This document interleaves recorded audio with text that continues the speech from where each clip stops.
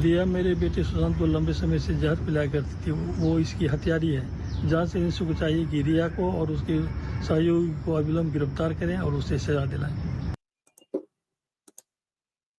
सुशांत सिंह राजपूत का केस सबसे पहले लोगों ने, न्यूज मीडिया ने, सब ने कहा था कि सुसाइड है, राइट।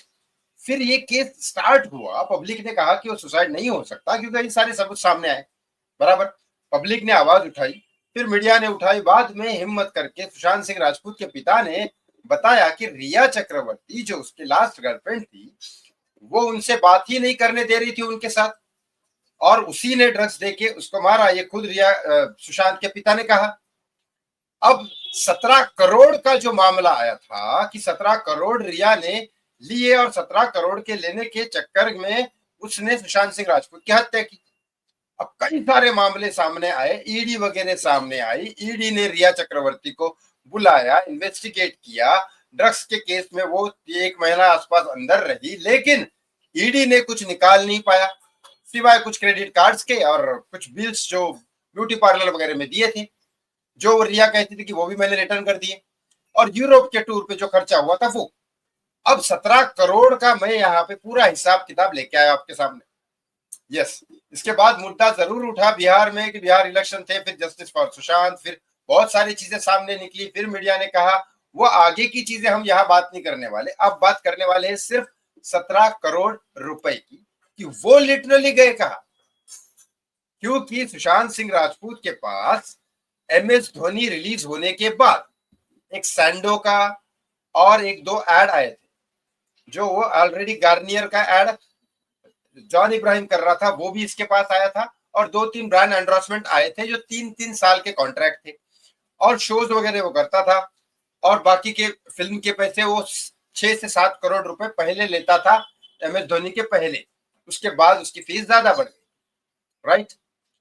अब बात यहाँ पे आती है कि इतने सारे पैसे होने के बाद MS धोनी के बाद मेरे सामने खुद सुशांत ने कहा कि भाई, मैं ऐसे मजाक मजाक में पूछते थे कि भाई तेरे पास कितने पैसे जमा हो गए अब तक, तो 53 करोड़ रुपए उसने बोला था। शेयर मार्केट्स वगैरह सारी चीजें पूछ के, सारे मतलब प्रॉपर्टी वगैरह लेके, सब कुछ, उसका जो घर है मलाड में जो अंकिता और उसका था पहले साथ में, वो सब कुछ मिला के 53 करोड़ की प्रॉपर्टी है, जिसमें कार और बाइक का ऐड नहीं किया था, बराबर।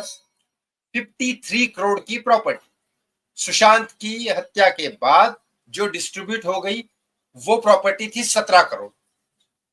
एग्री? 17.5 करोड़ की प्रॉपर्टी जो डिस्ट्रीब्यूट होगी 4 बहनों में और पिता में उनके, बराबर। तो 17.5 करोड़ की प्रॉपर्टी वो छोड़ के गया, गाड़ी वाड़ी घर वर सब मिला के, जो बेच बाच के इन्होंने आपस में बांट लिया। अब जब मुंबई में कोई रहता ही नहीं है तो वो क्या करेंगे बेचारे, राइट।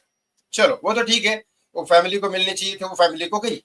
लेकिन और 53 करोड़ में से 17.5 करोड़ तो चलो ये हो गया, लेकिन बाकी के पैसे कहाँ गए? चलो यूरोप टूर वगैरह इधर उधर सुशांत ने खर्चा किए होंगे, कमा भी रहा था, लेकिन चलो कोरोना आया, घर शिफ्ट किया, कुछ भी हो जाए तो भी 35-36 करोड़ तो होने चाहिए। आदमी 20 करोड़ खर्चा करेगा और क्या करेगा, तो 35-36 करोड़ होना चाहिए। तो 17 करोड़ का जो प्रॉपर्टी बोला कि रिया चक्रवर्ती ने लिए, अब मैं बताता हूँ वो 17 करोड़ नहीं है, वो 15.5 करोड़, जो मेरे पास पूरा डिटेल 15.5 करोड़ का चक्कर गया है। रिया चक्रवर्ती ने कैसे लिया अपने पास? मैंने बहुत जगह जाके सुशांत सिंह राजपूत के लिए पूजा की, ये किया, बहुत किया, और भगवान से एक ही चीज मांगी थी कि जो भी हुआ ना उसके साथ मुझे एक एक चीज पता लगनी चाहिए सबूत के साथ। और वो थोड़ा थोड़ा करके मेरे पास बहुत सारी चीजें आगे पता भी लग गया। ऐसे में एक लड़की के साथ मैं भी मिला, आपने देखा होगा कुछ वीडियो मेरे साथ, लेकिन उसने पैसे कैसे लिए?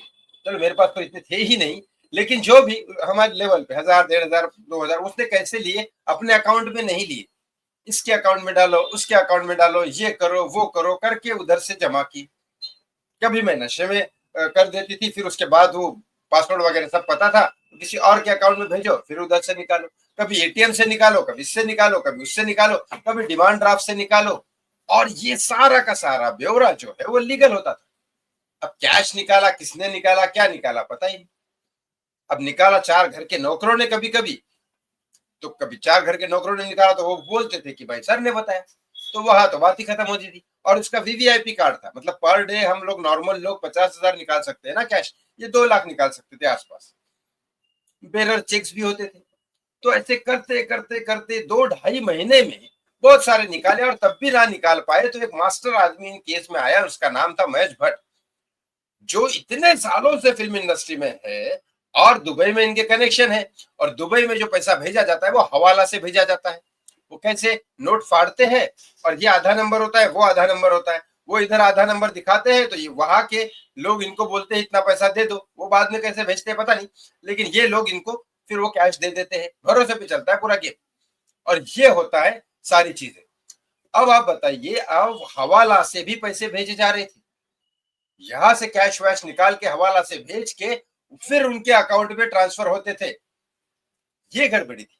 ये सारी चीजें हो रही थी, महेश भट्ट कर रहे थे इसको सपोर्ट।